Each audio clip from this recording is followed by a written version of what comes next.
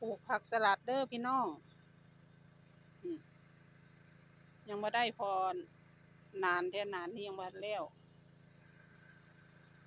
นานยาวอาดลาดอันนี้บ่งไว้จะหลายมือแล้วเอาฝุ่นขี้แกบไก่มาใส่มือดินมันแห้งโพดพี่น้องเนี่ยเลยแกบขี้ไก่มาใส่ตัวน้อยๆบ่งตัวน้อยๆเบี้ยบ่งามดอกมันงามอยู่ในหนาน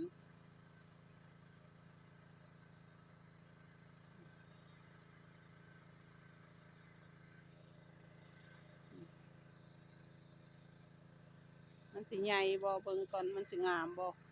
มันสิเข้าหน้าแรงแล้วเดี๋ยวคันมันงามสิอัปเดตให้เบิ่งเด้ออีกเทื่อนึงเด้อพี่น้องเด้อ